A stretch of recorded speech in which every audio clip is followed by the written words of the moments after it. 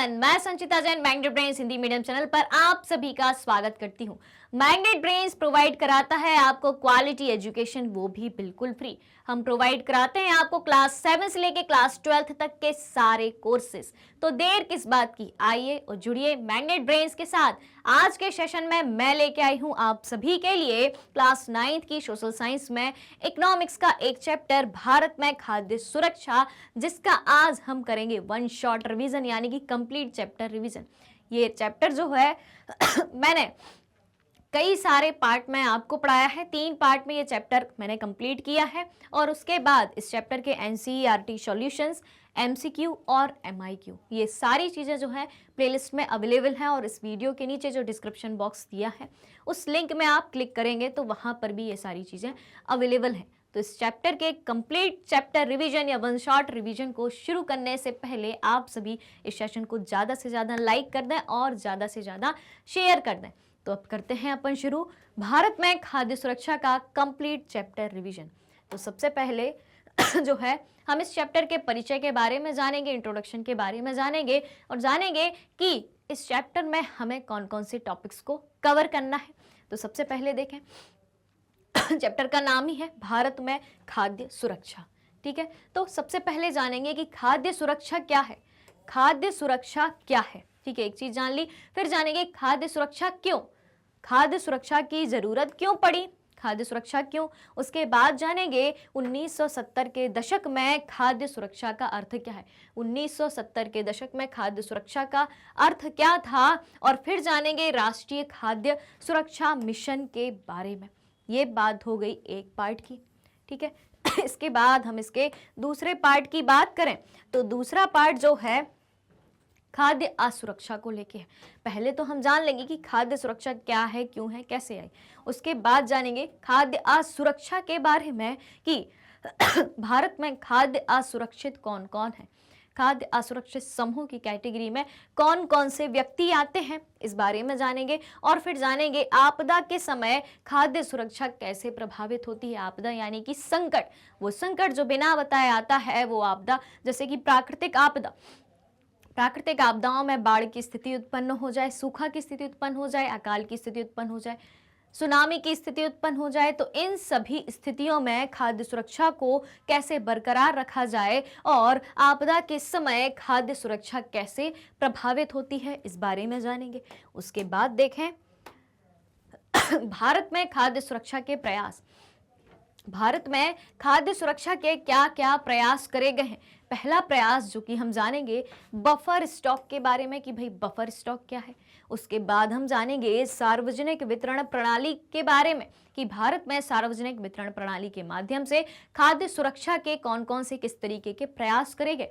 उसके बाद हम जानेंगे भारतीय खाद्य सुरक्षा अधिनियम के बारे में और उसके बाद जानेंगे अंत्योदय अन्न योजना और सब्सिडी के बारे में। अंत्योदय अन्न योजना के प्रावधान कौन कौन से थे, किस वर्ग समूह को लक्षित करके यानी कि टारगेट करके यह योजना लाई गई थी। सब्सिडी के बारे में जानेंगे और उसके बाद जानेंगे सहकारी समितियों की खाद्य सुरक्षा में भूमिका, सहकारी समितियों की खाद्य सुरक्षा में क्या भूमिका है, उसके बारे में जानेंगे। तो ये तो बात हो गई अपनी परिचय के बारे में, इस चैप्टर के इंट्रोडक्शन के बारे में। अब करते हैं अपन शुरू कि खाद्य सुरक्षा है क्या।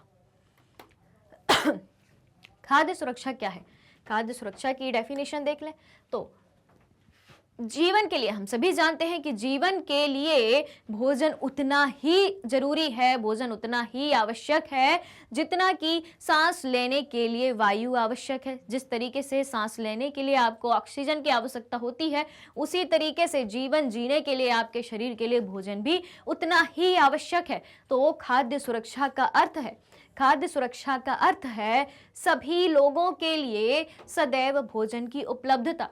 खाद्य सुरक्षा का क्या अर्थ है, सभी लोगों के लिए हमेशा भोजन उपलब्ध रहे, भोजन तक पहुंच रहे हर व्यक्ति की और उसे प्राप्त करने के सामर्थ्य से है। 3 बातें कही गई हैं, भोजन की उपलब्धता, भोजन तक पहुंच और उसे प्राप्त करने का सामर्थ्य। 3 बातें कही गई यानी कि हर व्यक्ति को भोजन उपलब्ध हो, हर व्यक्ति की भोजन तक पहुंच हो और हर व्यक्ति भोजन को खरीदने में समर्थ हो, उसके पास इतना पैसा हो कि वो भूखा ना रहे, 2 वक्त का भोजन वो खरीद पाए। ठीक है, तो 3 बातें हैं यहाँ पे। अब देखें भाई पहले पॉइंट को देखें, जब भी अनाज के उत्पादन या उसके वितरण की समस्या आती है तो सहज ही निर्धन परिवार इससे अधिक प्रभावित होते हैं। बिल्कुल होते हैं, क्योंकि निर्धनों के पास आय का एक उचित माध्यम नहीं होता कि उनको उस माध्यम से रोज और एक अच्छी मात्रा में धन प्राप्त हो सके, उनकी इनकम जो है अच्छी हो सके। तो जब भी अनाज के उत्पादन या उसके वितरण की समस्या आती है, कमी आती है, तो निर्धन परिवार जो है इससे अधिक प्रभावित होते हैं। बिल्कुल होते हैं। खाद्य सुरक्षा, सार्वजनिक वितरण प्रणाली, अंत्योदय अन्न योजना, शासकीय सतर्कता और खाद्य सुरक्षा संभावित खाद्य संकट के समय के लिए किया गया प्रयास है। ठीक है, खाद्य सुरक्षा क्या है कि सार्वजनिक वितरण प्रणाली, अंत्योदय अन्न योजना, शासकीय सतर्कता और खाद्य सुरक्षा संभावित खाद्य संकट के समय के लिए किया गया एक सरकारी प्रयास है कि विभिन्न माध्यमों से देश में खाद्य सुरक्षा कैसे बनाई रखी जा सके ताकि समाज के हर व्यक्ति को आपदा के समय भी खाद्यान्न की आपूर्ति होती रहे। अब देखें, खाद्य सुरक्षा के निम्नलिखित आयाम है। परिभाषा में ही अपन ने ये 3 आयाम पढ़े थे।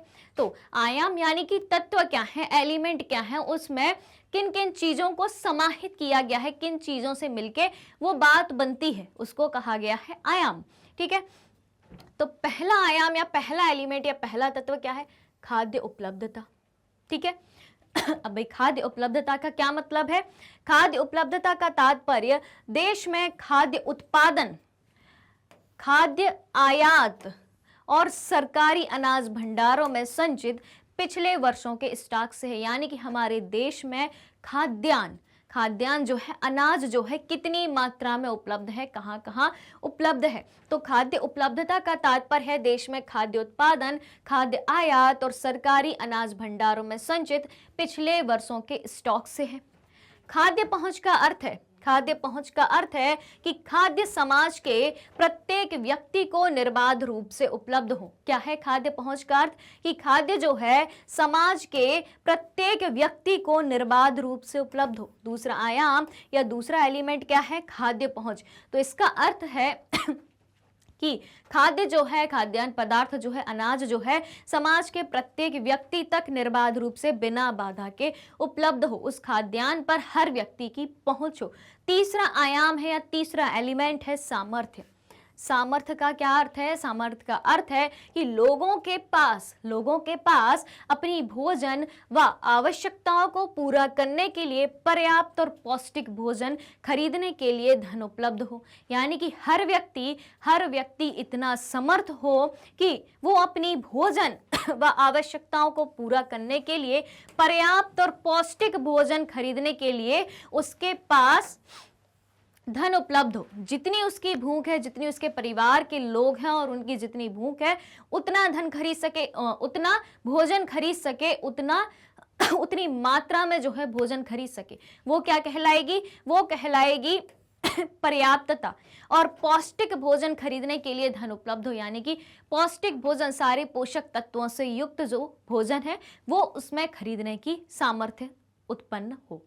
ठीक है, उसके पास उतनी समर्थता हो, उतनी सामर्थ्य हो कि व्यक्ति उतना धन कमा सके, उस धन के सामर्थ्य के जरिए जो है अपनी भोजन की आवश्यकताओं को पूरा कर सके। तो ये हो गए इसके 3 आयाम या 3 तत्व या 3 एलिमेंट, खाद्य उपलब्धता, खाद्य पहुंच और सामर्थ्य। ये 3 बातें डेफिनेशन में कही गई हैं, यहाँ जो है डिटेल में बताई गई हैं। आपसे पूछा जाए क्वेश्चन में कि खाद्य सुरक्षा के आयाम क्या हैं, तो ये 3 आयाम है, आपको डिटेल में बता देना है।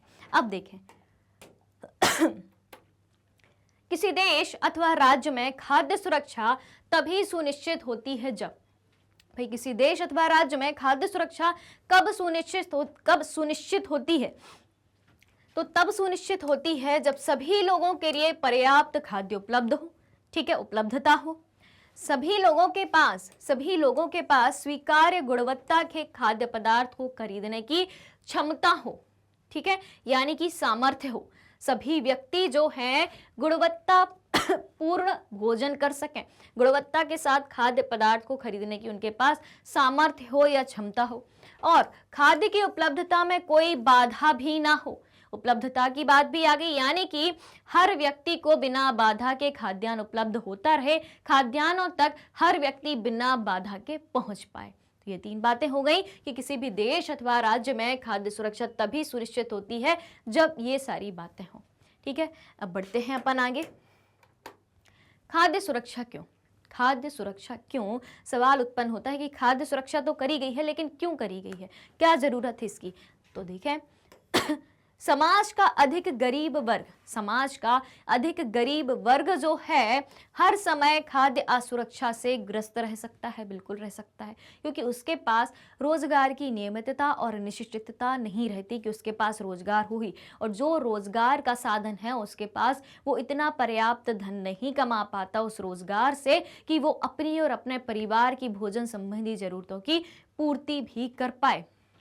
तो समाज का अधिक गरीब वर्ग जो है हर समय खाद्य असुरक्षा से ग्रस्त रह सकता है। परंतु जब देश भूकंप, सूखा, बाढ़, सुनामी, फसलों के खराब होने से पैदा हुए अकाल आदि राष्ट्रीय आपदाओं से गुजर रहा होता है, जब इस तरीके की प्राकृतिक आपदाएं आती हैं तो निर्धनता रेखा से ऊपर वाले व्यक्ति जो हैं, तो निर्धनता रेखा से ऊपर के लोग भी जो हैं खाद्य असुरक्षा से ग्रस्त हो सकते हैं।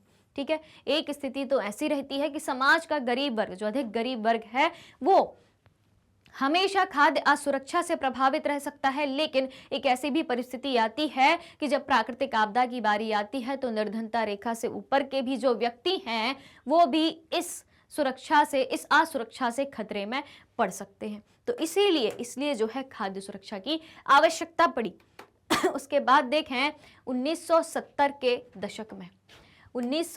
के दशक में खाद्य सुरक्षा का अर्थ था कि आधारिक खाद्य पदार्थों की सदैव पर्याप्त उपलब्धता। जो आधारभूत खाद्य पदार्थ हैं, जैसे कि मान लो गेहूं और चावल, ठीक है, गेहूं और चावल दो ऐसे अनाज हैं, दो ऐसे खाद्यान्न पदार्थ हैं जिनकी आवश्यकता सबको होती ही है। तो 1970 के दशक में खाद्य सुरक्षा का क्या अर्थ था? आधारिक खाद्य पदार्थों की सदैव पर्याप्त उपलब्धता हो। ठीक है, ये परिभाषा दी थी संयुक्त राष्ट्र ने 1975 में। आगे देखें, एक प्रसिद्ध अर्थशास्त्री हैं अमर्त्य सेन, इनका नाम सभी ने सुना होगा। तो अमर्त्य सेन ने खाद्य सुरक्षा में एक नया आयाम जोड़ा, एक नया एलिमेंट और एक नया तत्व जोड़ा। उपलब्धता, पहुंच और सामर्थ्यता के अलावा चौथा एलिमेंट ने जोड़ा और हकदारियों के आधार पर खाद्य तक पहुंच पर जोर बनाया। हकदारियों का अभिप्राय, यानी कि जिनका हक है, चौथा आयाम क्या जोड़ा? जिनका हक है, जिनका वास्तव में उस खाद्य पदार्थ पर, खाद्यान्न पर, अनाज पर हक है, उन तक वो खाद्य पदार्थ पहुंचे। तो हकदारियों का अभिप्राय राज्य या सामाजिक रूप से उपलब्ध कराई गई अन्य पूर्तियों के साथ साथ उन वस्तुओं से है जिनका उत्पादन और विनिमय बाजार में किसी व्यक्ति द्वारा किया जा चुका है। जिनका उत्पादन और विनिमय बाजार में किसी व्यक्तियों द्वारा किया जा चुका है। तो हकदारियों का अभिप्राय राज्य सामाजिक रूप से उपलब्ध कराई गई अन्य पूर्तियों के साथ साथ उन वस्तुओं से भी है जिनका उत्पादन और विनिमय बाजार में किसी व्यक्ति द्वारा कराया जा चुका है। इस तरीके से अर्थशास्त्री अमर्त्य सेन जी ने चौथा आयाम भी इसमें ऐड किया, चौथा एलिमेंट भी इसमें जोड़ा। अब देखें, विश्व खाद्य शिखर सम्मेलन की बात करें तो विश्व खाद्य शिखर सम्मेलन 1995 में यह घोषणा की गई कि वैयक्तिक, पारिवारिक, क्षेत्रीय, राष्ट्रीय तथा विश्व के स्तर पर खाद्य सुरक्षा का अस्तित्व तभी है जब सक्रिय और स्वस्थ जीवन व्यतीत करने के लिए आहार संबंधी जरूरतों जब सक्रिय और स्वस्थ जीवन व्यतीत करने के लिए आहार संबंधी जरूरतों और खाद्य पदार्थों को पूरा करने के लिए पर्याप्त, सुरक्षित एवं पौष्टिक खाद्य तक सभी लोगों की भौतिक एवं आर्थिक पहुंच सदैव हो। क्या बात कही गई थी? विश्व खाद्य शिखर सम्मेलन 1995 में ये बात कही गई थी कि वैयक्तिक, पारिवारिक, क्षेत्रीय, राष्ट्रीय तथा विश्व के स्तर पर खाद्य सुरक्षा का अस्तित्व तभी है जब सक्रिय और स्वस्थ जीवन व्यतीत करने के लिए आहार संबंधी जरूरतों और खाद्य पदार्थों को पूरा करने के लिए पर्याप्त, सुरक्षित और पौष्टिक खाद्य पदार्थ तक सभी लोगों की भौतिक एवं आर्थिक पहुंच हमेशा हो। ठीक है, उसके बाद देखें, इसके अतिरिक्त विश्व खाद्य शिखर सम्मेलन में ये घोषणा भी करी गई, ये भी स्वीकार किया गया उस घोषणा में कि खाद्य तक पहुंच बढ़ाने में निर्धनता का उन्मूलन किया जाना आवश्यक है। निर्धनता उन्मूलन यानी कि निर्धनता में कमी लाना, निर्धनता को खत्म करना। अब व्यक्ति के पास अगर पैसा ही नहीं रहेगा तो वो पहुंचेगा कैसे उस खाद्यान्न तक, उस अनाज तक? तो सबसे पहली बात तो ये है कि भारत से निर्धनता उन्मूलन किया जाए, भारत से गरीबी को दूर किया जाए, गरीबी को कम किया जाए। इतनी बातें क्लियर हो गई कि भाई खाद्य सुरक्षा की जरूरत क्यों पड़ी और कैसे कैसे किस किस तरीके से जो है इसके लिए प्रयास करे गए। अब देखें आगे, राष्ट्रीय खाद्य सुरक्षा मिशन के बारे में जानते हैं। तो राष्ट्रीय खाद्य सुरक्षा मिशन का उद्देश्य वर्ष 2011-12 तक, कब तक? 2011-12 तक 10 मिलियन टन चावल, कितना? 10 मिलियन टन चावल, 8 मिलियन टन गेहूं, 10 मिलियन टन चावल, 8 मिलियन टन गेहूं और 2 मिलियन टन दालों का अतिरिक्त उत्पादन करना है। ठीक है, अतिरिक्त उत्पादन करेंगे तभी तो खाद्य सुरक्षा बनी रहेगी, तभी तो आपदा के समय जो है जरूरतमंदों तक वो अनाज पहुंचाया जाएगा, ताकि खाद्यान्न की पूर्ति उसकी मांग को पूरा कर सके और देश में खाद्य सुरक्षा को सुनिश्चित किया जा सके। इसके बाद देखें, देश में 16 राज्यों के 305 जिलों में, देश में 16 राज्यों के 305 जिलों में लगभग 250 लाख किसानों के यानी कि 2,50,00,000 किसानों के लाभान्वित होने की आशा है राष्ट्रीय खाद्य सुरक्षा मिशन के तहत।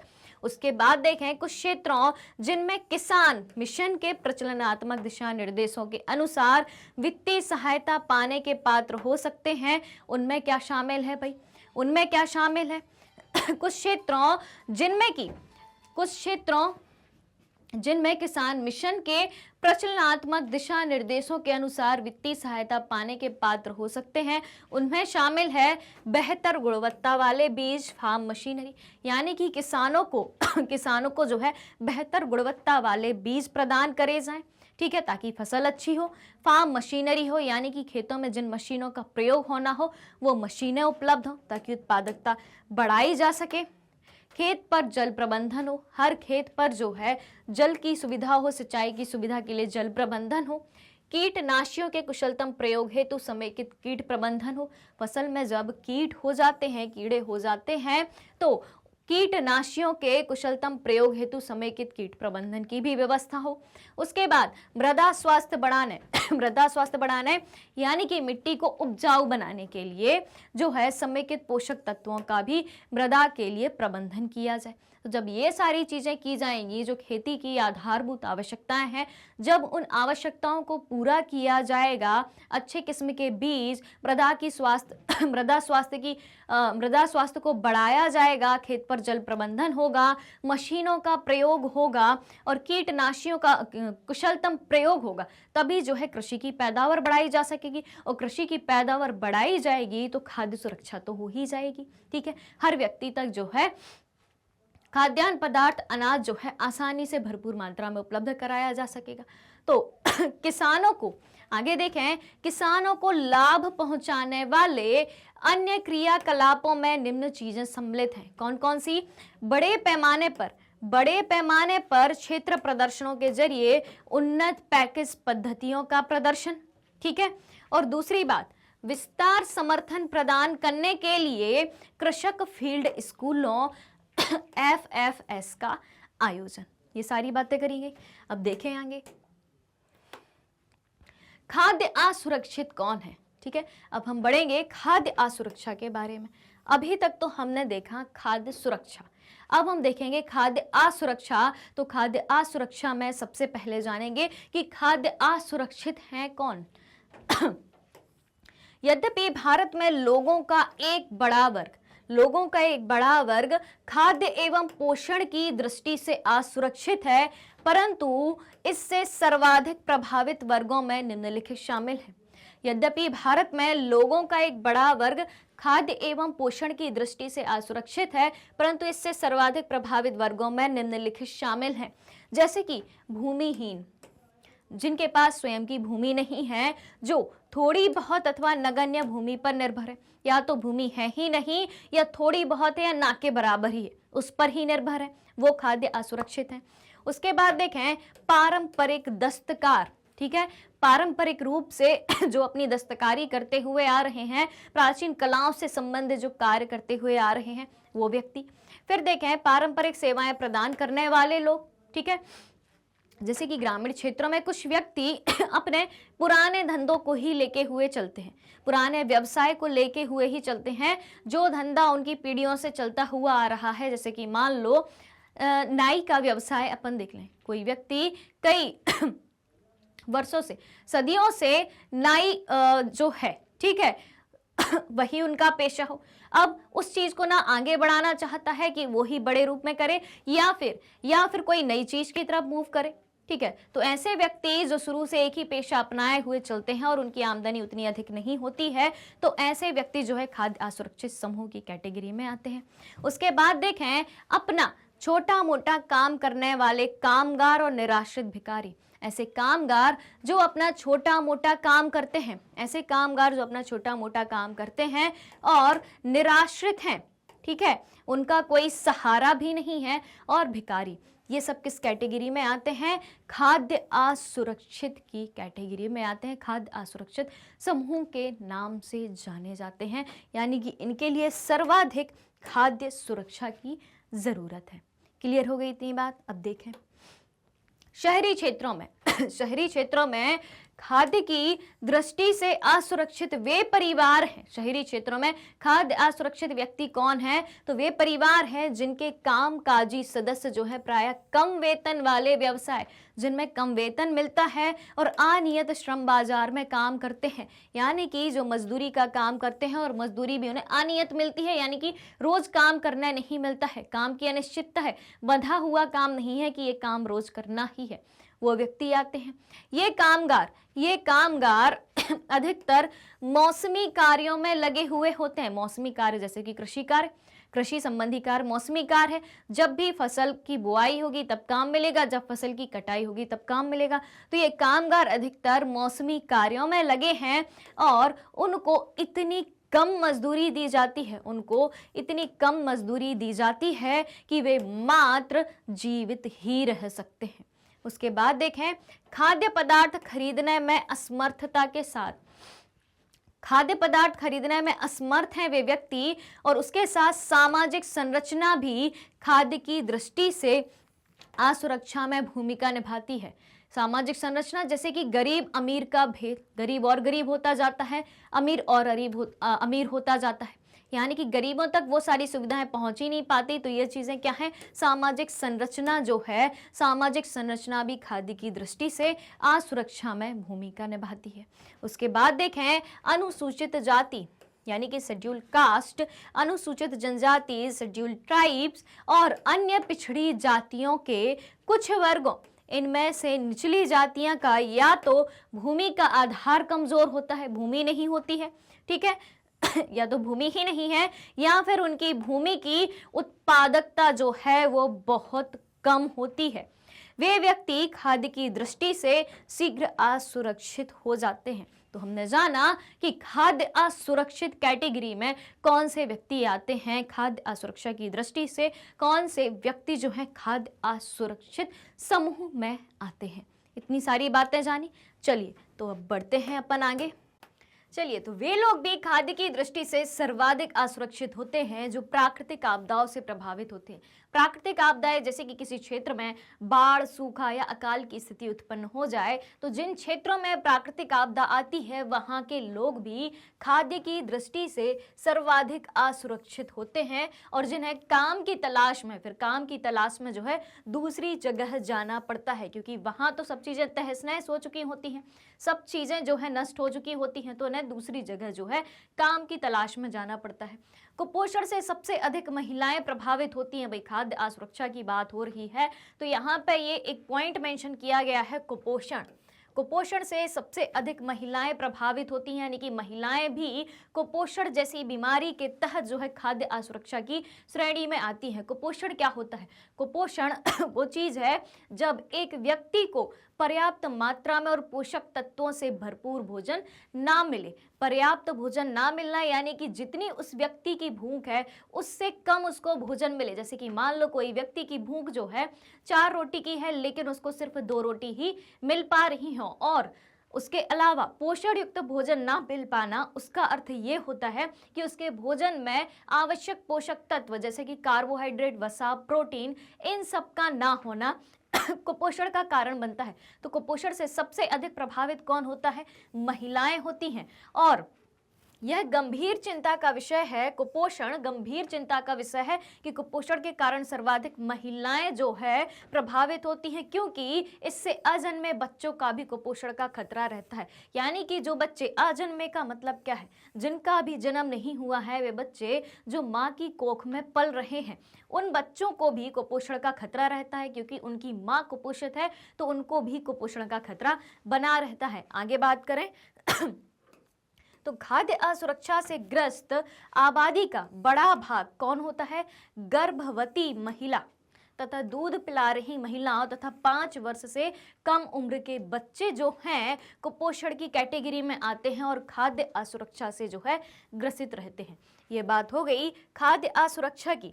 आगे देखें तो देश के कुछ क्षेत्रों जैसे कि आर्थिक रूप से पिछड़े राज्य जैसे कि मध्य प्रदेश, बिहार, उड़ीसा आदि आदि। तो देश के कुछ क्षेत्रों जैसे आर्थिक रूप से पिछड़े राज्य जहां पे गरीबी अधिक है आर्थिक रूप से पिछड़े हैं तो गरीबी अधिक होना स्वाभाविक सी बात है। आदिवासी और सुदूर क्षेत्र प्राकृतिक आपदाओं से बार बार प्रभावित होते हैं। आदिवासी क्षेत्र और जो दूर स्थित क्षेत्र हैं वो प्राकृतिक आपदाओं से बार बार प्रभावित होते हैं। तो इन क्षेत्रों में खाद्य की दृष्टि से असुरक्षित लोगों की संख्या जो है आनुपातिक रूप से बहुत अधिक है। कौन से क्षेत्र? वे क्षेत्र जो आर्थिक रूप से पिछड़े हैं, वे आदिवासी क्षेत्र और सुदूर क्षेत्र जो प्राकृतिक आपदाओं से बार बार ग्रसित होते हैं। ऐसे क्षेत्रों में खाद्य असुरक्षा की गुंजाइश जो है वो ज्यादा होती है। अब देखें वास्तव में ऐसे राज्यों के नाम बताए गए हैं कि कौन कौन से राज्य जो है ज्यादा खाद्य असुरक्षा से ग्रसित है। जिन राज्यों में आर्थिक रूप से जो है वो राज्य जो आर्थिक रूप से पिछड़े हैं, वो राज्य जिनमें गरीबी ज्यादा मात्रा में विद्यमान है। तो वास्तव में उत्तर प्रदेश में भी पूर्वी उत्तर प्रदेश और दक्षिण पूर्वी हिस्से, बिहार, झारखंड, उड़ीसा, पश्चिम बंगाल, छत्तीसगढ़, मध्य प्रदेश और महाराष्ट्र के कुछ भागों में खाद्य की दृष्टि से असुरक्षित लोगों की संख्या जो है सर्वाधिक मानी गई है। इसके बाद हम बात करें एक इंपॉर्टेंट नोट है, इससे आपको पता चलेगा कि कितनी मात्रा में जो है खाद्य असुरक्षा विद्यमान है। तो राष्ट्रीय स्वास्थ्य एवं पारिवारिक सर्वेक्षण NHFS 1998-99 के अनुसार भारत में ऐसी महिलाओं और बच्चों की संख्या कितनी है? 11 करोड़ है, जो कि कुपोषण के कारण खाद्य असुरक्षा के संकट में है। चलिए भाई अब आगे देखें, भुखमरी की बात करें। खाद्य असुरक्षा का एक पहलू है या खाद्य असुरक्षा का दूसरा नाम भुखमरी है। तो भुखमरी कौन सी स्थिति होती है? भुखमरी वो स्थिति है जब व्यक्ति भूख से पीड़ित होकर मृत्यु को प्राप्त हो जाए। तो भुखमरी खाद्य की दृष्टि से असुरक्षा को इंगित करने वाला एक दूसरा पहलू है। भुखमरी गरीबी की एक अभिव्यक्ति मात्र नहीं है। क्या कहा गया है? भुखमरी गरीबी की एक अभिव्यक्ति मात्र नहीं है, यह गरीबी का परिचायक है। यानी कि जिस व्यक्ति के पास गरीबी है, जो व्यक्ति गरीब है, वो व्यक्ति भुखमरी का शिकार भी हो सकता है। भुखमरी के दीर्घकालिक और मौसमी आयाम होते हैं। दीर्घकालिक और मौसमी आयाम किस तरीके से होते हैं? सबसे पहले तो बात करें मौसमी आयामों की कि भुखमरी मौसमी कैसे हो सकती है। अगर किसी व्यक्ति को एक सीजन में एक मौसम में काम मिलता है, वहीं दूसरी तरफ दूसरे मौसम में काम नहीं मिलता है, तो उस समय क्या होगा भाई, जब उसको काम मिलता है तभी उसको पैसे मिलेंगे, जब काम नहीं मिलता है तो तब उसको पैसे नहीं मिलेंगे, तो वो कैसे खाएगा, कैसे अपने परिवार का पालन पोषण करेगा। तो इसे क्या कहा गया है, मौसमी भुखमरी कहा गया है। और दीर्घकालिक भुखमरी दीर्घकालिक भुखमरी में क्या आएगा कि उसे काम तो मिल रहा है लेकिन इतना काम नहीं मिल रहा कि वो भरपेट स्वयं खा पाए और भरपेट अपने परिवार को खिला पाए, यानी कि कम मात्रा में भोजन का मिलना, बहुत कम मात्रा में, जैसे कि परिवार के लिए या स्वयं के लिए, वो स्वयं की बात करें, परिवार के हर सदस्य की भूख मान लो 4 रोटी की और परिवार के हर सदस्य को भूख से कम भोजन मिले, 1 या 2 रोटी ही मिले, तो ये क्या होगी, दीर्घकालिक भुखमरी होगी, क्योंकि पेट भरेगा नहीं, व्यक्ति लंबे टाइम तक भूखा बना रहेगा और ऐसा कई दिनों कई महीनों तक होगा, तो इसे क्या कहा जाएगा, दीर्घकालिक भुखमरी के नाम से जाना जाएगा। तो ये बातें हुई किस बारे में, मौसमी और दीर्घकालिक भुखमरी के बारे में। तो दीर्घकालिक भुखमरी मात्रा एवं गुणवत्ता के आधार पर अपर्याप्त आहार ग्रहण करने के कारण होती है। कौन सी भुखमरी, दीर्घकालिक भुखमरी कैसे होती है मात्रा एवं गुणवत्ता के आधार पर अपर्याप्त आहार ग्रहण करने के कारण होती है दीर्घकालिक भुखमरी। वहीं दूसरी तरफ हम बात करें तो गरीब लोग अपनी अत्यंत निम्न आय, गरीब लोग अपनी अत्यंत निम्न आय यानी कि कम आय और जीवित रहने के लिए खाद्य पदार्थ खरीदने में अक्षमता के कारण दीर्घकालिक भुखमरी से ग्रस्त होते हैं। यानी कि व्यक्ति की आय कम है, व्यक्ति की इनकम बहुत कम है, बहुत कम पैसा कमा पा रहा है, तो जीवित रहने के लिए खाद्य पदार्थ खरीदने में अक्षमता, यानी कि वो अपना जीवन चलाने के लिए, जीवित रहने के लिए खाद्य पदार्थों को खरीदने में सक्षम ही नहीं है, तो इस वजह से वो है जो किसका शिकार होता है, दीर्घकालिक भुखमरी का शिकार होता है। तो ये बात हो गई भुखमरी की, इसी में हमने बात करी मौसमी भुखमरी और दीर्घकालिक भुखमरी की। अब हम बात करें मौसमी भुखमरी फसल उपजाने और काटने के चक्र से संबंधित है। जैसा कि मैंने अभी आपको बताया कि अगर किसी व्यक्ति को एक मौसम में काम मिल जाता है, कुछ दिन के लिए काम मिलता है, लेकिन बाद में उसे कई दिनों तक काम नहीं मिलता है, तो मौसमी भुखमरी की स्थिति उत्पन्न होती है। ठीक है जिस तरीके से मौसमी बेरोजगारी उत्पन्न होती है, तो उसी मौसमी बेरोजगारी के चलते मौसमी भुखमरी उत्पन्न होती है। ठीक है, अब क्या बात कही गई यहाँ पे कि मौसमी भुखमरी फसल उपजाने और काटने के चक्र से संबंधित है।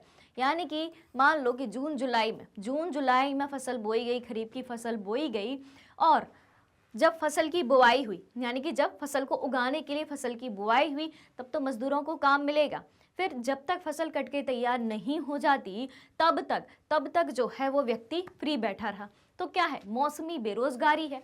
यह ग्रामीण क्षेत्रों की कृषि क्रियाओं की मौसमी प्रगति के कारण तथा नगरीय क्षेत्रों में अनियमित श्रम के कारण होती है। ग्रामीण क्षेत्रों में कृषि मुख्य व्यवसाय होता है, तो उस वजह से कृषि क्रियाओं की मौसमी प्रकृति के कारण होती है। ग्रामीण क्षेत्रों में, किसमें, ग्रामीण क्षेत्रों में, किस कारण से, कृषि क्रियाओं की मौसमी प्रकृति के कारण। और शहरी क्षेत्रों में क्यों होती है, शहरी क्षेत्रों या नगरीय क्षेत्रों में अनियमित श्रम के कारण, यानी कि व्यक्ति को लगातार रोजगार ना मिल पाए, लगातार काम ना मिल पाए, काम की अनिश्चितता हो, कभी काम मिलेगा कभी काम नहीं मिलेगा, उसी को कहा गया है अनियमित श्रम।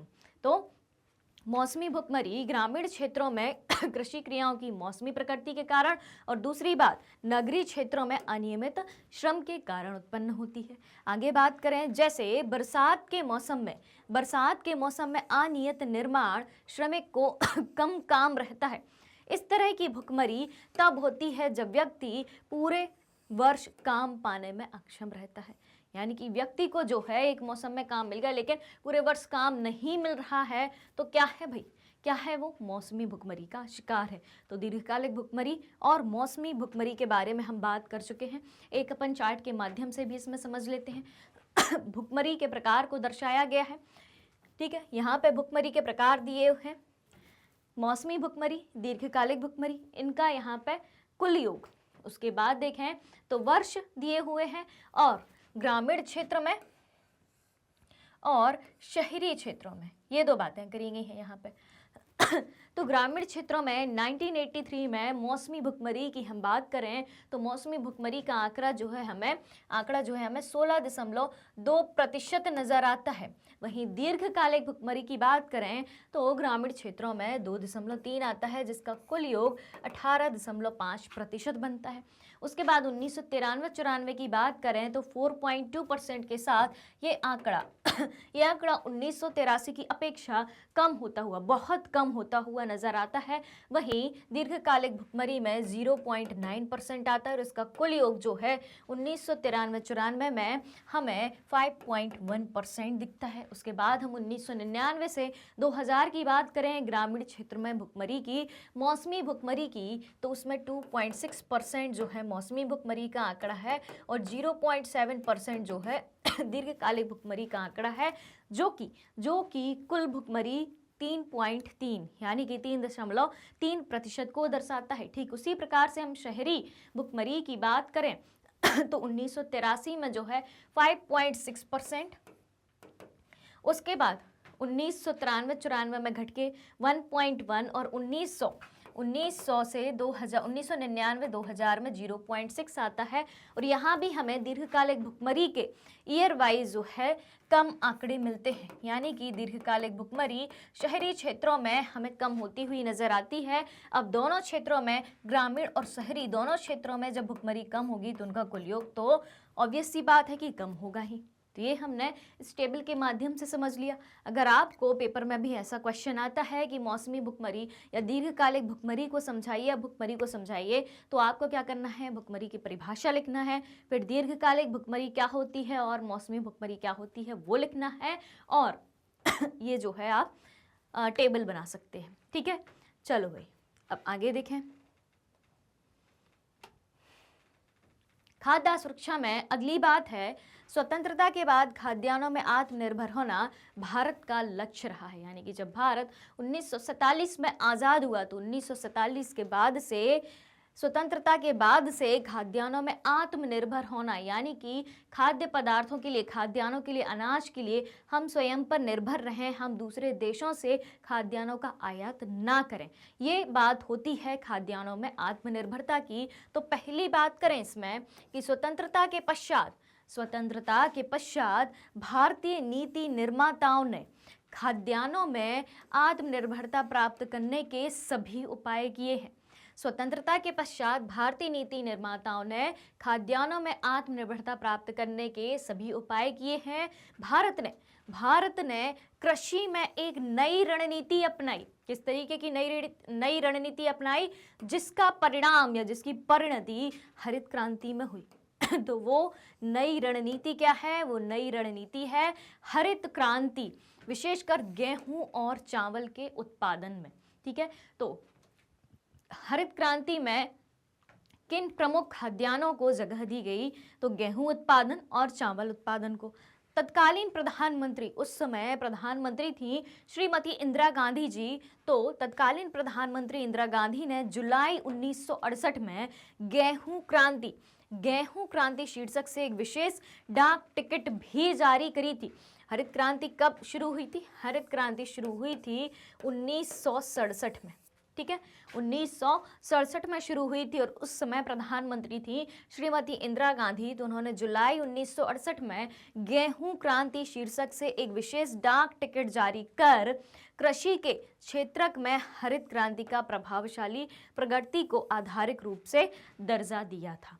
अब आगे बात करें हम, ये सारी स्वतंत्रता के बाद हमने किस तरीके से खाद्यान्नों में आत्मनिर्भरता पाई और किस तरीके के सरकारी प्रयास करे गए खाद्यान्नों में आत्मनिर्भरता लाने में, वो बात अपन पढ़ रहे हैं। ठीक है, अब देखें भाई, गेहूं क्रांति हो गई थी, तो गेहूं की सफलता के बाद चावल के क्षेत्र में इस सफलता की पुनरावृत्ति हुई। यानी कि एक बार जब गेहूं के क्षेत्र में हमें हरित क्रांति के माध्यम से सफलता मिल गई, तो फिर चावल के क्षेत्र में भी, चावल के उत्पादन में भी वृद्धि दिखाई देती है। तो चावल के क्षेत्र में भी सफलता की पुनरावृत्ति हुई, यानी कि चावल के क्षेत्र में भी गेहूं की तरह हमें सफलता प्राप्त हुई। बहरहाल अनाज की उपज में वृद्धि समानुपातिक नहीं थी।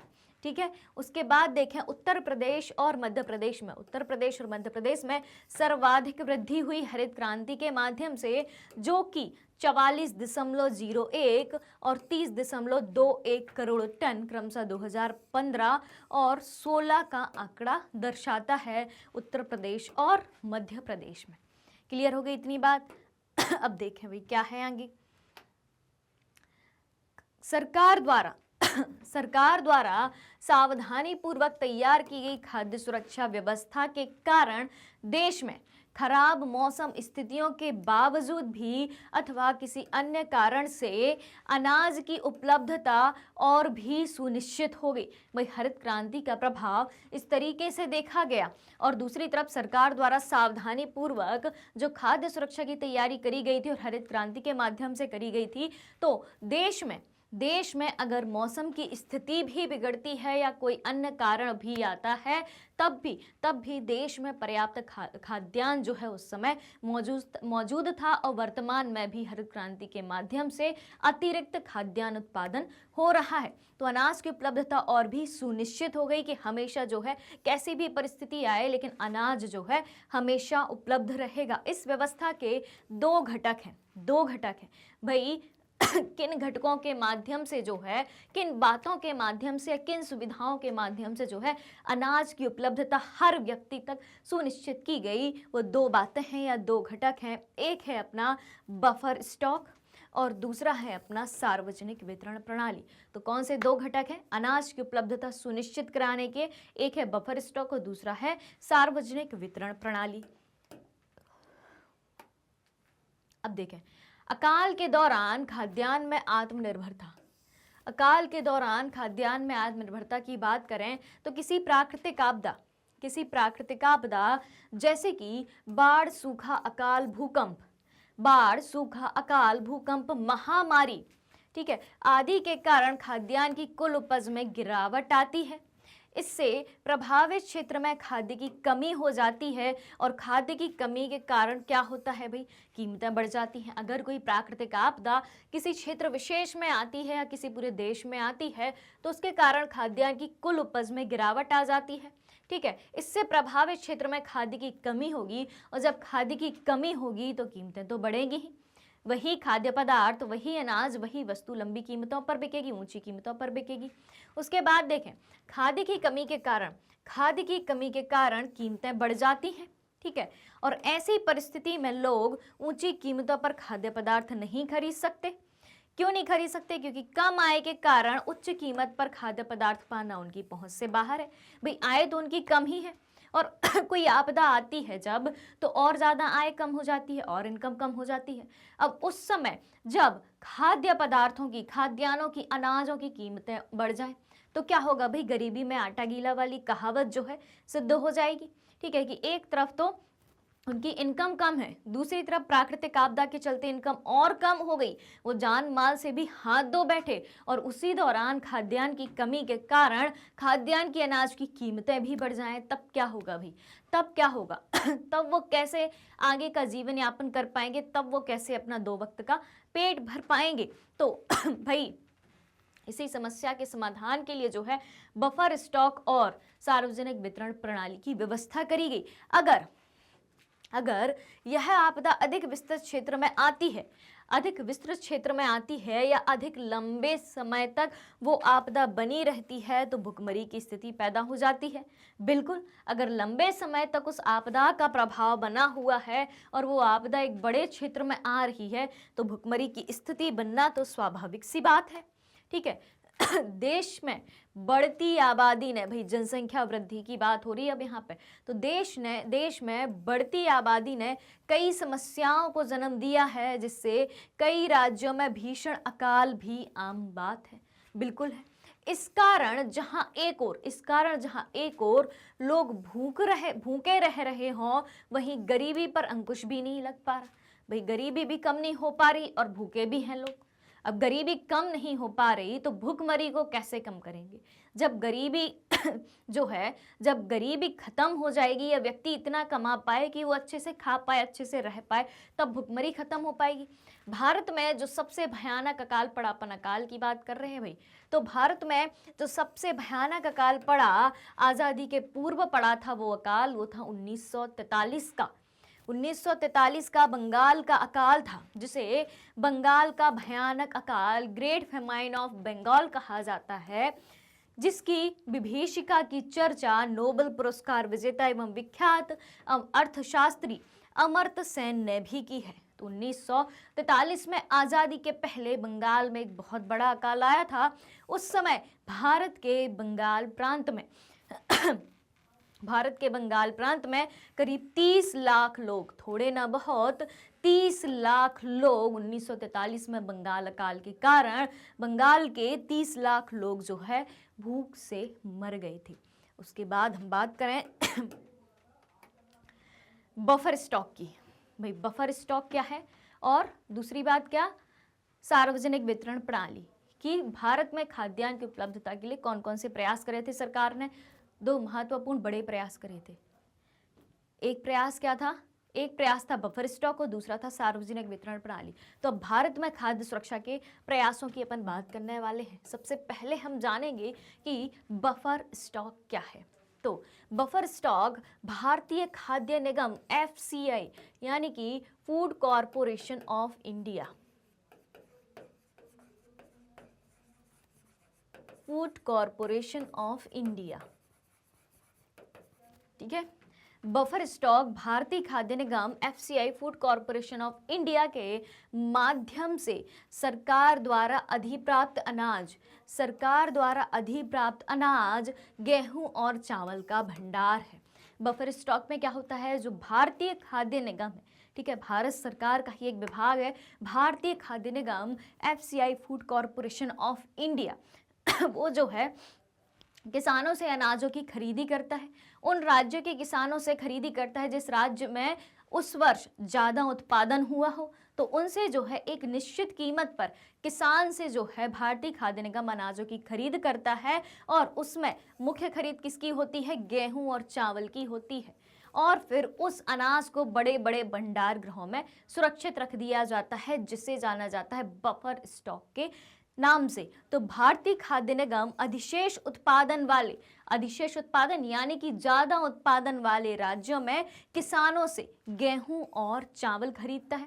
यानी कि जिन राज्यों में आवश्यकता से अधिक उत्पादन हुआ है, उस राज्य की जनता के लिए जितना अनाज जरूरी है उतना तो हुआ ही है, उसके अलावा अतिरिक्त उत्पादन हुआ है, तो उन राज्यों से भारतीय खाद्य निगम जो है अनाज खरीदता है, मुख्यतः गेहूं और चावल का।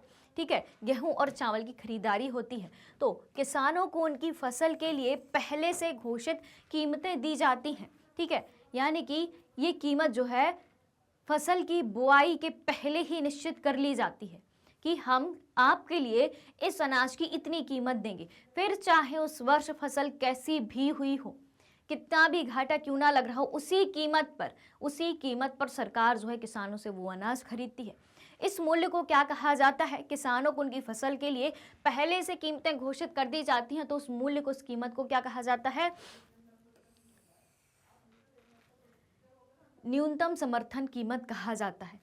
इन फसलों के उत्पादन को प्रोत्साहन देने के उद्देश्य से बुआई के मौसम से पहले सरकार न्यूनतम समर्थन कीमत की घोषणा कर देती है। ठीक है, तो ये बात तो हो गई क्लियर कि न्यूनतम समर्थन कीमत क्या होती है, बफर स्टॉक क्या होता है, बफर स्टॉक के लिए कौन किसानों से अनाज खरीदता है, किन राज्यों से अनाज खरीदा जाता है।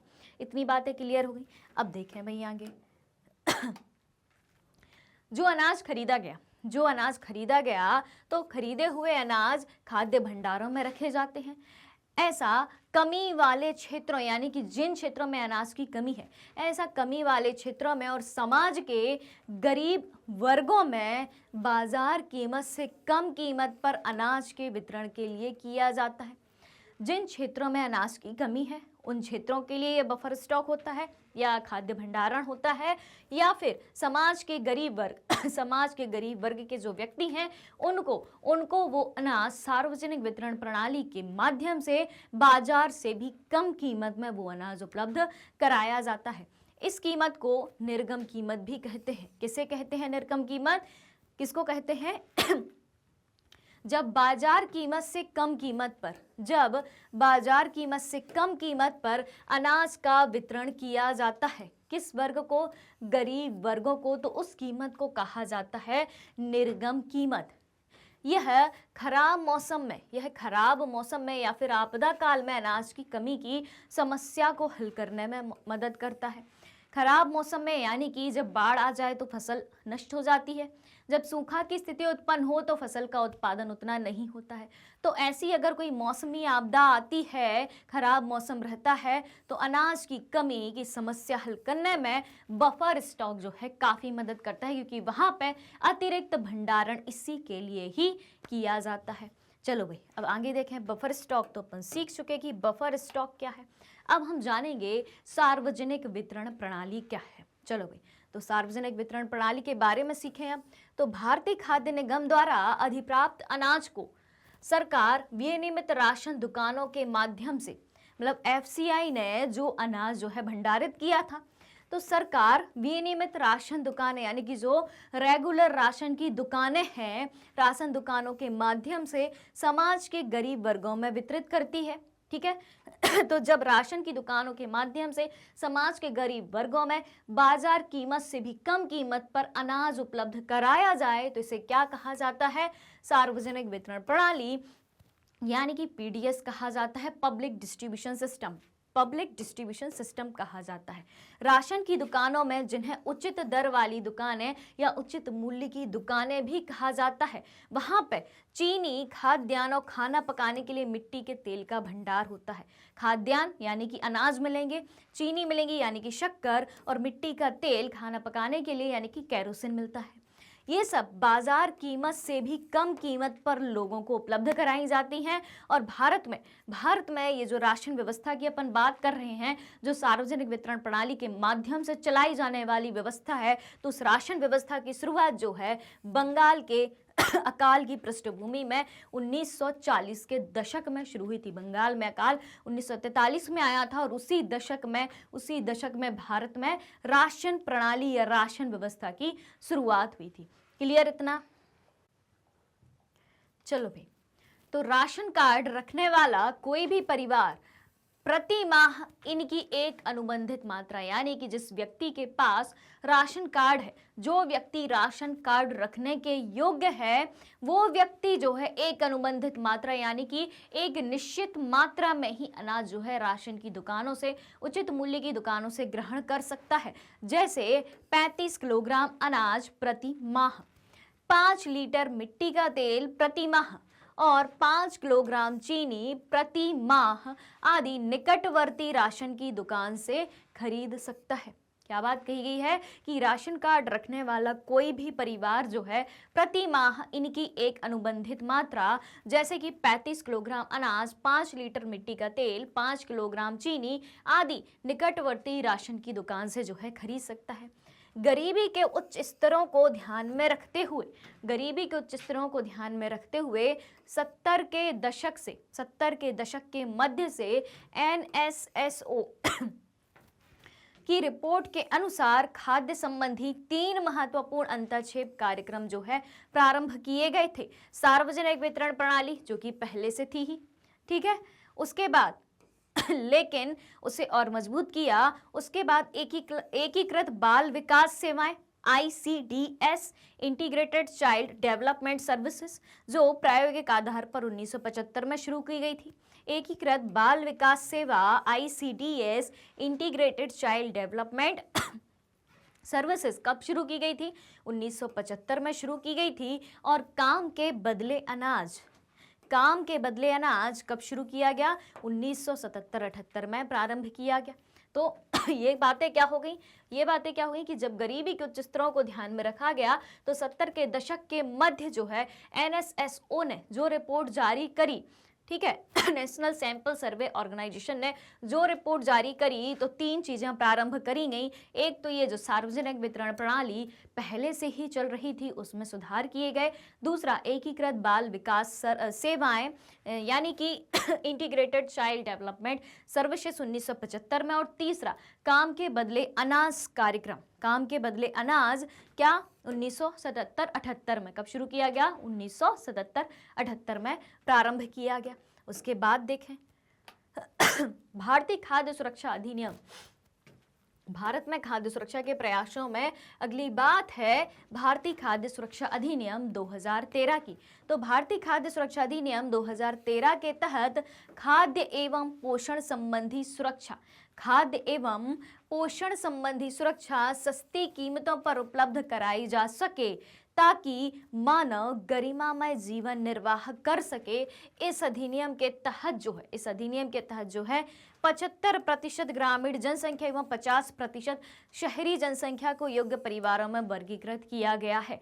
किस अधिनियम के तहत? भारतीय खाद्य सुरक्षा अधिनियम के तहत जो है 50% शहरी और 75% ग्रामीण जनसंख्या को योग्य परिवार में वर्गीकृत किया गया है, जिनके लिए खाद्य एवं पोषण संबंधी सुरक्षा जो है सस्ती कीमतों पर उपलब्ध कराई जा सके।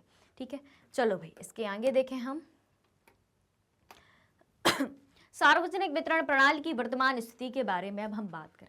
सार्वजनिक वितरण प्रणाली जो कई दशकों पहले चालू हुई थी, अब उसकी वर्तमान में स्थिति क्या है? तो सार्वजनिक वितरण प्रणाली खाद्य सुरक्षा सुनिश्चित करने की दिशा में भारत सरकार का सर्वाधिक महत्वपूर्ण कदम है।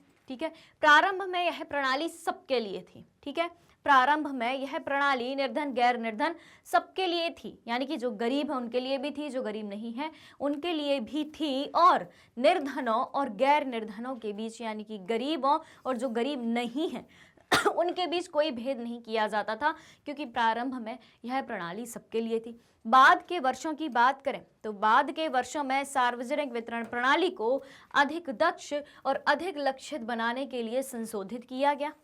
ठीक है, बाद के वर्षों में सार्वजनिक वितरण प्रणाली को अधिक दक्ष और अधिक लक्षित बनाने के लिए संशोधन किया गया और 1992 में देश के 1700 ब्लॉकों में संशोधित सार्वजनिक वितरण प्रणाली शुरू की गई। कब करी गई संशोधित सार्वजनिक वितरण प्रणाली? 1992 में। कितनी जगहों पर? 1700 ब्लॉकों में जो है शुरू करी गई, लेकिन प्रारंभ में जो है ये सबके लिए थी, निर्धन और गैर निर्धन सबके लिए। अब जब संशोधित करी गई तो क्या बातें निकल के आती हैं? इसका लक्ष्य दूर दराज और पिछड़े क्षेत्रों में सार्वजनिक वितरण प्रणाली से लाभ पहुंचाना था। जो क्षेत्र वास्तव में पिछड़े हैं, दूर दराज एरिया में स्थित हैं, उनके लिए जो है इस प्रणाली के माध्यम से लाभ पहुंचाना था। जून 1997 से सभी क्षेत्रों में गरीबों को लक्षित करने के लिए, यानी कि अब जो है इस प्रणाली का लाभ, सार्वजनिक वितरण प्रणाली का लाभ जो है गैर निर्धनों को नहीं मिल सकता था 1992 से। तो जून 1997 से जो है 1992 में संशोधन किया गया और जून 1997 से सभी क्षेत्रों में गरीबों को लक्षित करने के सिद्धांत को अपनाने के लिए लक्षित सार्वजनिक वितरण प्रणाली टीपीडीएस क्या है इसका मतलब? Targeted public distribution system, targeted public distribution system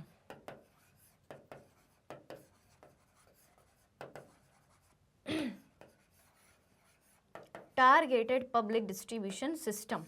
ठीक है, कब? 1997 से जो है लागू किया गया, यानी कि जो गरीब हैं, जो वास्तव में गरीब हैं, सिर्फ उन्हीं को लक्षित करके, उन्हीं को टारगेट करके इस सार्वजनिक वितरण प्रणाली का लाभ जो है प्रदान किया जाएगा। इसके अलावा 2000 में 2 विशेष योजनाएं भी आती हैं। कौन कौन सी? अंत्योदय अन्न योजना और अन्नपूर्णा योजना प्रारंभ की गई। ये योजनाएं क्रमशः गरीबों में भी सर्वाधिक गरीब, यानी कि अंत्योदय अन्न योजना किसके लिए लाई गई थी? गरीबों में भी सर्वाधिक गरीब, और अन्नपूर्णा योजना दीन वरिष्ठ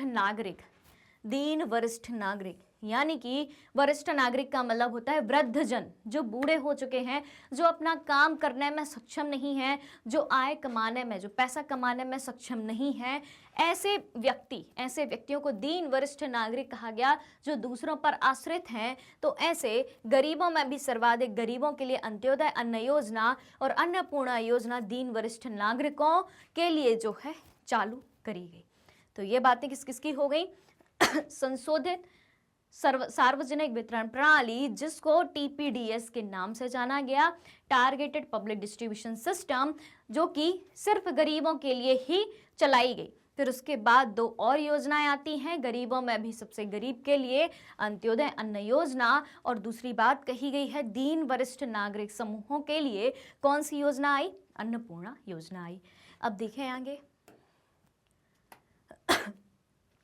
सार्वजनिक वितरण प्रणाली की कुछ महत्वपूर्ण विशेषताएं। भाई चलो इनको भी देख लेते तो है। योजना का नाम क्या है? सार्वजनिक वितरण प्रणाली। सार्वजनिक वितरण प्रणाली जो कि 1992 में चालू हो गई थी।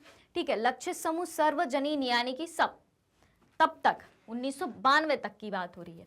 ठीक है। जिसमें गेहूं दिया जाता था 2 रुपए 34 पैसे प्रति किलोग्राम, चावल दिया जाता था 2 रुपए 89 पैसे प्रति किलोग्राम। ठीक है, प्रति किलोग्राम। संशोधित सार्वजनिक वितरण प्रणाली 1992 से चालू हुई। सार्वजनिक वितरण प्रणाली 1992 तक की स्थिति क्या होती है? और संशोधित सार्वजनिक वितरण प्रणाली 1992 में लाई गई। 1700 पिछड़े ब्लॉकों को चिन्हित किया गया।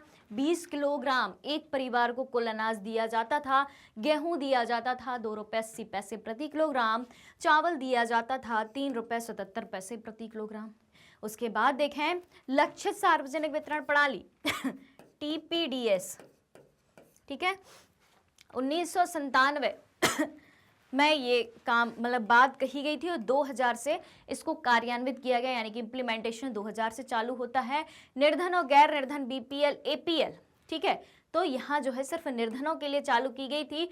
35 किलोग्राम खाद्यान्न प्रति महीना, जिसमें बीपीएल परिवारों के लिए यानी कि बिलो पॉवर्टी लाइन के लिए। ठीक है एक सेकेंड, जिसमें हाँ चलो भाई, तो बिलो पॉवर्टी लाइन 2 व्यक्ति आते हैं बिलो पॉवर्टी लाइन, बीपीएल और एपीएल।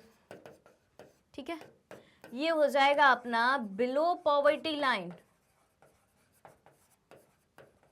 और ये बात हो जाएगी अपनी above poverty line. Below poverty line और अब पॉवर्टी लाइन यानी कि एपीएल। तो बीपीएल परिवारों के लिए जो गरीबी रेखा के नीचे थे उन्हें गेहूं 4 रुपए 15 पैसे प्रति किलोग्राम पर दिया गया और चावल 5 रुपए 65 पैसे प्रति किलोग्राम पर दिया गया। और जो एपीएल परिवार थे उनको गेहूं 6 रुपए 10 पैसे और चावल 8 रुपए 30 पैसे प्रति किलोग्राम के आधार पर दिया गया।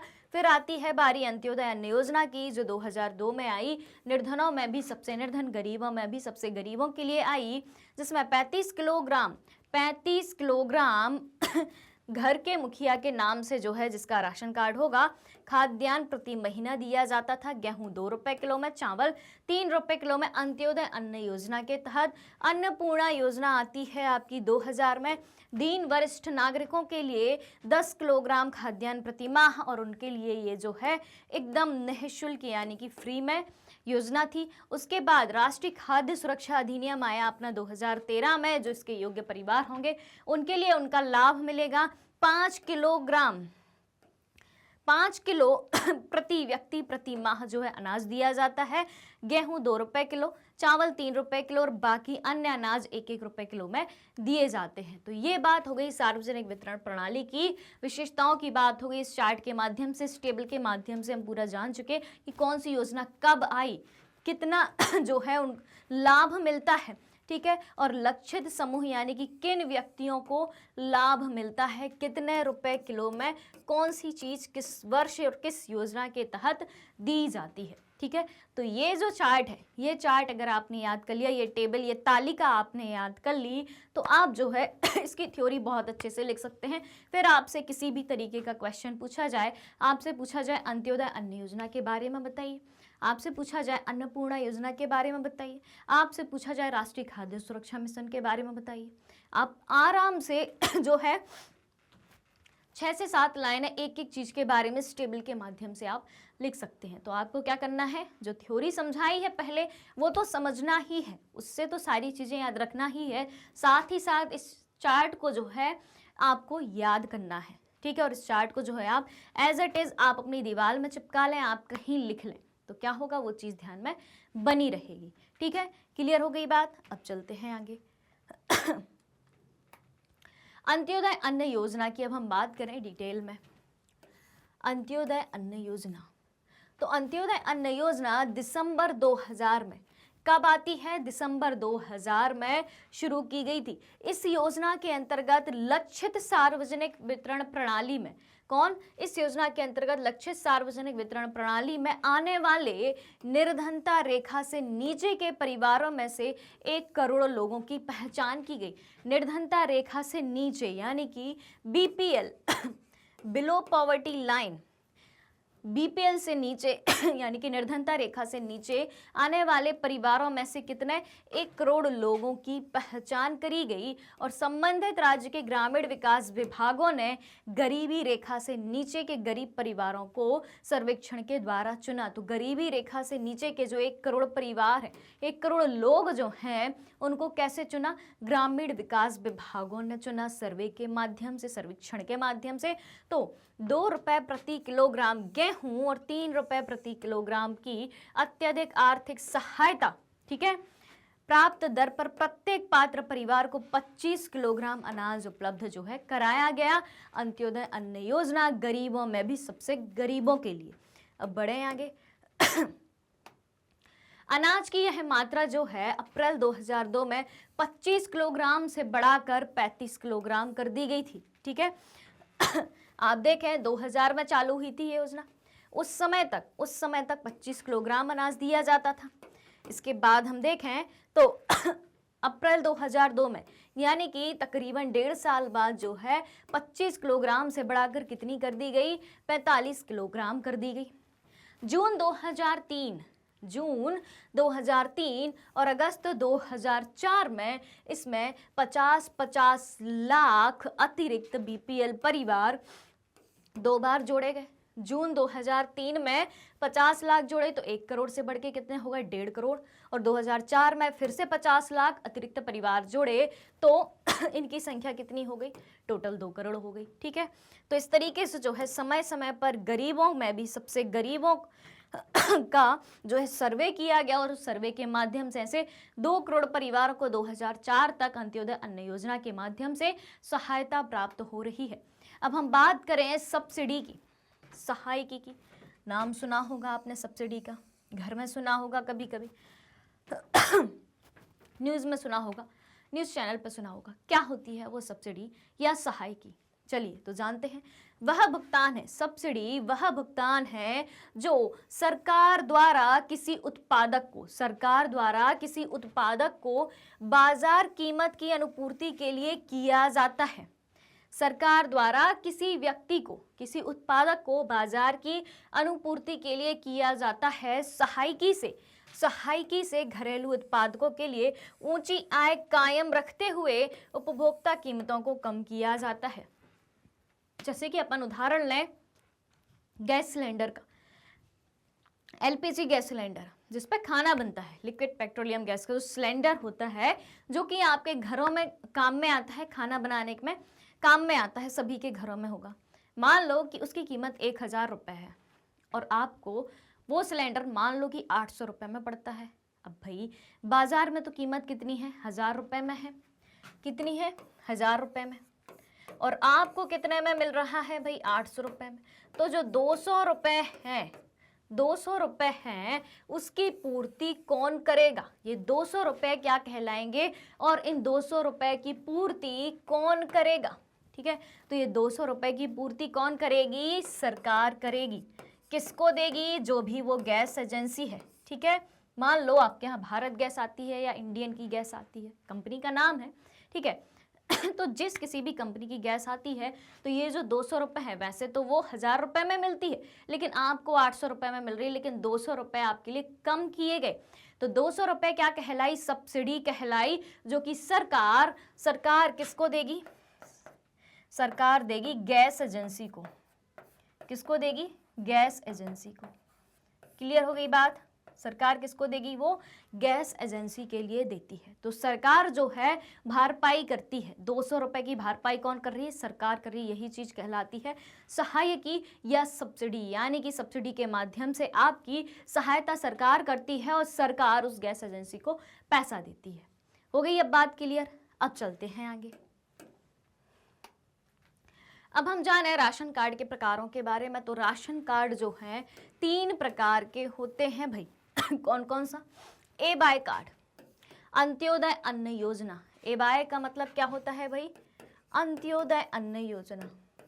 अंत्योदय योजना लिख लेते हैं, ए बाय कार्ड। ठीक है। तो निर्धनों में भी, निर्धन लोगों के लिए अंत्योदय कार्ड होता है, ए वाई कार्ड, राशन कार्ड का एक प्रकार। BPL card, below poverty line. ठीक है।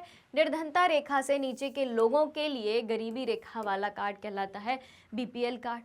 उसके बाद एपीएल कार्ड, अन्य लोगों के लिए गरीबी रेखा के ऊपर वाला कार्ड कहलाता है एपीएल कार्ड। अन्य लोगों के लिए गरीबी रेखा के ऊपर वाला कार्ड क्या कहलाता है? APL card. तो इस तरीके से एवाई, बीपीएल और एपीएल 3 कार्ड हो गए। एवाई कार्ड निर्धनों में भी निर्धन लोगों के लिए Antyodaya card, BPL below poverty line निर्धनता रेखा से नीचे वाले लोगों के लिए card, APL above poverty line निर्धनता लोगों से, निर्धनता रेखा से ऊपर के लोगों के लिए कार्ड। तो ये हो गए अपने बीपीएल कार्ड। बीपीएल कार्ड की बात हो गई। अब बात करें हम सहकारी समितियों की खाद्य सुरक्षा में भूमिका की बात करें। ये अपन भारत में खाद्य सुरक्षा के प्रयासों की ही बात कर रहे हैं काफी देर से।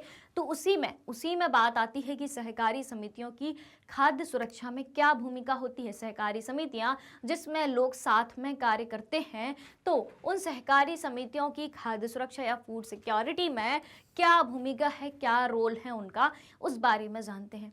तो भारत में विशेषकर देश के दक्षिणी और पश्चिमी भागों में सहकारी समितियां भी खाद्य सुरक्षा में एक महत्वपूर्ण भूमिका निभा रही हैं। सहकारी समितियां निर्धन लोगों को खाद्यान्न की बिक्री के लिए कम कीमत वाली दुकानें खोलती हैं। सहकारी समितियां क्या करती हैं? निर्धन लोगों को खाद्यान्न की बिक्री के लिए कम कीमत वाली दुकानें खोलती हैं। उदाहरण के तौर पे हम बात करें तो धारणा तमिलनाडु में जितनी राशन की दुकानें हैं उनमें से करीब 94% सहकारी समितियों के माध्यम से चलाई जा रही हैं। तमिलनाडु में जितनी भी राशन की दुकानें हैं उनमें से 94% जो है सहकारी समितियों के माध्यम से ही चलाई जा रही हैं। उसके बाद देखें दिल्ली की बात करें तो दिल्ली में जो मदर डेयरी है, उपभोक्ताओं को दिल्ली सरकार द्वारा निर्धारित नियंत्रित दरों पर दूध और सब्जियां उपलब्ध कराने में तेजी से प्रगति कर रही है। कौन? दिल्ली में मदर डेयरी। उसके बाद गुजरात की हम बात करें तो गुजरात में दूध तथा दुग्ध उत्पादों में दूध और दुग्ध उत्पाद, दूध से बनने वाले उत्पाद जैसे कि दही, पनीर, मक्खन, ये सब। तो गुजरात में दूध और दुग्ध उत्पादों में अमूल एक और सफल सहकारी समिति का उदाहरण है। अमूल जो है, अमूल नाम का दूध आता है। ठीक है। अमूल एक कंपनी का नाम अपन कह सकते हैं। अमूल के कई सारे जो है दुग्ध उत्पाद भी आते हैं और दूध भी आता है। तो एक और सफल सहकारी समिति का उदाहरण है अमूल, जो कि गुजरात में आनंद में है, गुजरात के आनंद जिले में है। इसने देश में श्वेत क्रांति ला दी है। जी हाँ, 1970 के दशक में जो है श्वेत क्रांति आई थी। श्वेत क्रांति आई थी। श्वेत क्रांति क्यों आई थी? दुग्ध उत्पादन में वृद्धि के लिए आई थी, जिसे हम ऑपरेशन फ्लड के नाम से भी जानते हैं। जैसे कि खाद्यान्नों में बढ़ोतरी लाने के लिए हरित क्रांति आई थी, उसी तरीके से 1970 के दशक में जो है श्वेत क्रांति आई थी। श्वेत क्रांति किस लिए? दुग्ध उत्पादन को बढ़ावा देने के लिए, जिसे हम ऑपरेशन फ्लड के नाम से जानते हैं। किस नाम से जानते हैं? ऑपरेशन फ्लड के नाम से जानते हैं। चलो भाई अब आगे बढ़ें। खाद्य सुरक्षा के लिए कुछ सुझाव भी हैं।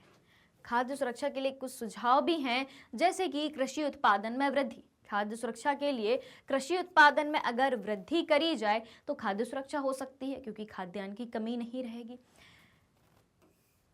खाद्यान्न वितरण की सुव्यवस्था, यानी कि उन्हीं व्यक्तियों तक खाद्यान्न का वितरण हो जो वास्तव में उस खाद्यान्न के हकदार हों, ना कि उन तक पहुंचे वो अनाज जिन्हें इसकी जरूरत नहीं है, जो अपना और अपने परिवार का जीवन यापन करने के लिए सक्षम है, उन तक ये लाभ ना पहुंचे। जिन व्यक्तियों के लिए योजना बनाई गई है उन्हीं तक इसका लाभ पहुंचे। उसके बाद देखें तो सामुदायिक विकास